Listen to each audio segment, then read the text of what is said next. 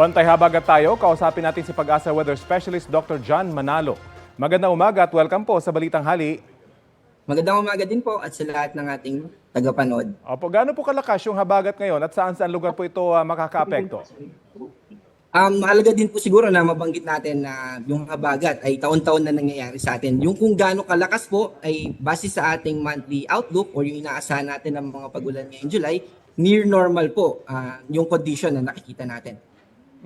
Ilang araw po tayong makakaranas ng pabugso-bugsong ulan? Inaasahan po natin na patuloy yung epekto, yung tuloy-tuloy na mga pagulan dito sa western part ng ating bansa hanggang sa Biyernes. At unti-unti pong makakaranas tayo ng improved weather conditions sa weekends. Pero in general po, from June to October, ito po yung panahon natin ng rainy season at associated ito sa habagat. Kaya asahan natin na magpapatuloy po yung mga pagulan natin. Bakit to kaya kahit pabugso-bugso, napakalakas naman ang buhos ng ulan?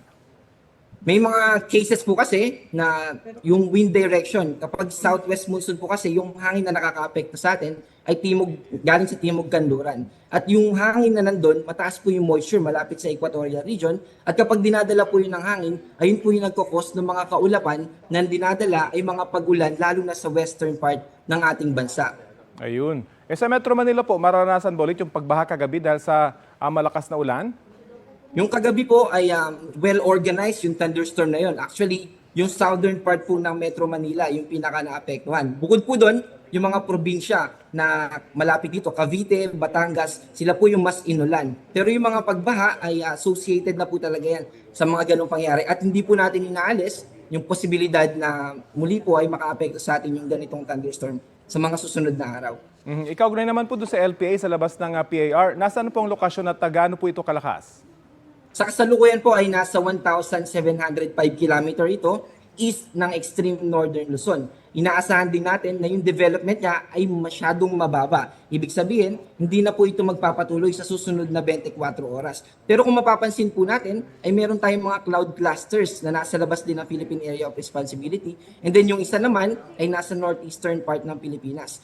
Hindi natin inaalis yung posibilidad na magkaroon ng sirkulasyon or development ng low pressure area. Kaya patuloy po natin yan na i-monitor para maging updated po tayo. Pero may pag-asa po pa kayo ito mabuo bilang bagyo at pumasok sa PAR?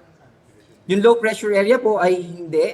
Magdi-dissipate na po ito. Pero yung mamumuo pa lang, ito po yung titignan natin kung magkakaroon siya ng posibilidad na development. Kasi may tinatawag din po tayo na enhanced southwest monsoon. Kapag favorable po yung condition or yung nakapwesto siya sa northeastern part ng Pilipinas, mas pwede niyang pahilahin pa yung mga clouds na binanggit natin kanina at magdudulot po ito ng mas maraming pagulan sa western part ng Pilipinas. Kasama po dito yung Metro Manila. Sa bahagi po ng Bulkang Taal na binabantayan din ng aktibidad, ano pong panahon ng aasahan? Asahan natin na posible pa rin yung mga pagulan sa Friday dahil binanggit natin kanina yung mga factors at mahalaga na maibanggit din natin yung wind direction. Dahil southwest nang gagaling yung hangin, asahan natin na yung maaaring ibuga ng bulkan na sa Taal ay mag-move din papunta rin sa mga kalapit niyang probinsya. Halimbawa ay sa Quezon. Kaya mahalagang mag-monitor. Ilang bagyo po ba yung posibleng pumasok ngayong buwan? Ngayong buwan po, 2 or 3 po yung ina-expect natin. Pero mahalaga din po na ma-inform tayo na yung 2 or 3 na yun ay climatological average. Ibig sabihin, yun yung inaasahan natin. Pero that doesn't mean na kapag nakatatlo na tayo ngayong July, ay hindi na tayo makaka-experience pa ng bagyo. O kaya, ay at least 2 dapat may pumasok ngayong July. Hindi po. Yun po yung inaasahan natin, average number ng tropical cyclone. Pero posible pa din po na mas konti or more than 3 pa yung pumasok sa ating Philippine Area of Responsibility ngayong buwan ng July. Kaya dapat maghanda pa rin. Maraming salamat po, Pag-asa Weather Specialist Dr. John Manalo. Maraming salamat din po.